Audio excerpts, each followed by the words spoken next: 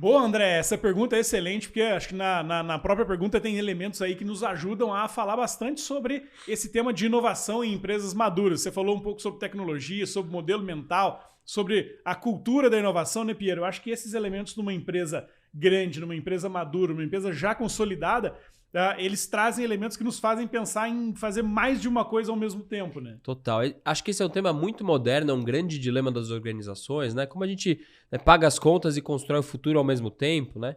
E acho que reside esse dilema um pouco na nossa cabeça, que a gente imagina que a transformação eu sou de um jeito, no dia seguinte eu vou acordar diferente, né? Ou que o que eu sempre fiz não presta, eu quero só o novo funciona. Então, acho que o conceito mais moderno que a gente discute aqui muito na Startse é a questão da ambidestria. Quer dizer, é certo com os dois lados. É muito certo ser eficiente operacionalmente. A gente aumentar a eficiência da cadeia logística, reduzir perda, o que no varejo é chave. Se não for eficiente, você nem paga a sua conta. Mas a ambidestria diz que ao mesmo tempo que você faz isso, parte desses recursos você investe em projetos que desbravam novos caminhos.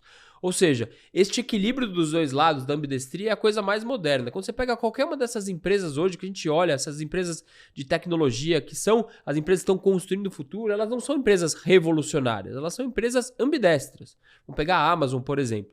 Ao mesmo tempo que ela melhora o seu site para você comprar muito livro e ela melhora esse algoritmo, ela constrói novos negócios. Ela construiu vários negócios que são completamente diferentes, mas usaram isso como base. Da onde veio esse recurso? Da eficiência do e-commerce.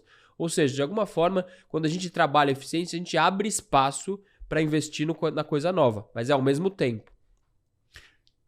Não, eu estou refletindo aqui, legal, até porque a conversa de antes, mas olha só, organizações maduras, geralmente a gente tem que todo mundo ficar na mesma página, então a gente tem uma das necessidades vamos definir inovação, ok? Então, vamos definir inovação para estar todo mundo meio na mesma página.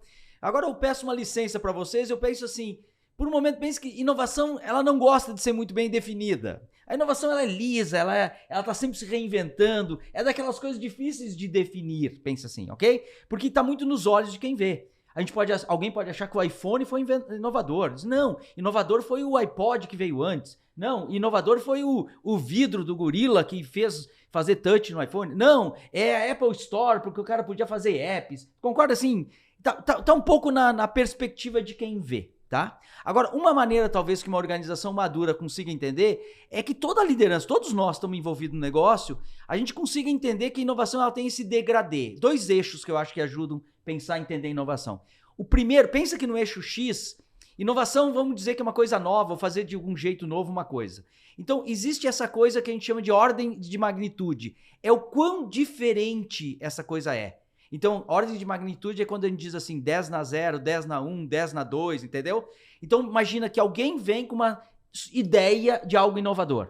Isso pode ser 10 na menos 2 melhor, 1%. 10 na menos 1 melhor, 10% melhor.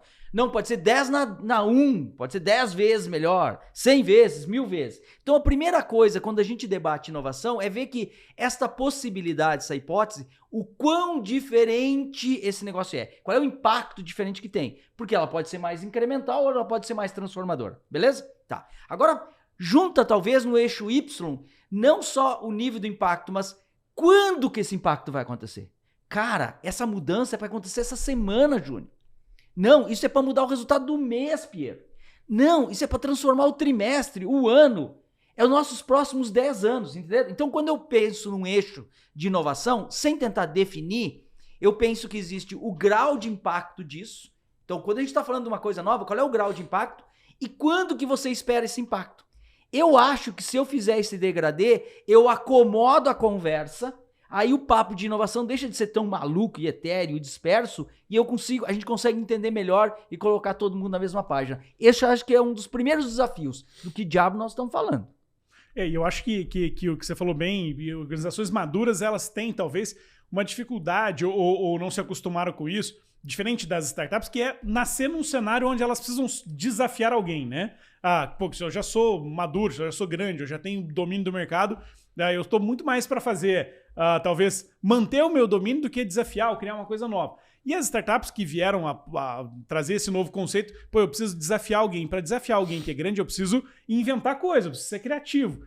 E isso se traduz numa tal da cultura da inovação, né? Que dentro das grandes companhias precisa ser colocado, ou precisa ser inserido, ou criado, ou cultivado. Não tem como pensar em inovação numa organização enorme se isso não fizer parte da cultura. E essa cultura da inovação só vem com o aprendizado contínuo, né, Piero?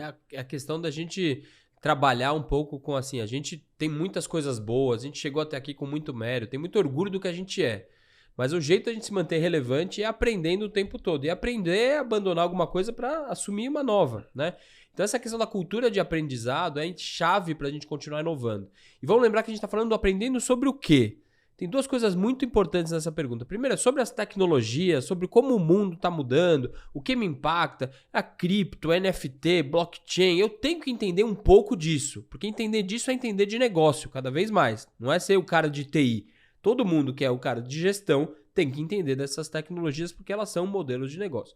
Essa é a primeira coisa que a gente tem que entender. A segunda vamos lembrar da primeira pergunta, cliente no centro. É como o meu cliente está cada vez mais esperando valor e como isso vai mudar. Então, quando a gente está falando de inovação, na prática o que você faz talvez seja sempre o mesmo, mas como isso vai ser feito ao longo do tempo vai mudar muito. Então, a inovação não é a natureza do que você faz, mas é como você vai servir esse cliente por meio das tecnologias. Então, o cliente nunca levanta a mão e fala, quero muito um e-commerce, quero muito uma plataforma, quero muito um NFT. Não, ele quer o problema dele resolvido de uma forma mais eficiente. Como a gente falou, mais rápido, mais simples, mais barato. Ou seja, a discussão sobre tecnologia é uma falsa discussão quando a gente esquece o cliente no centro.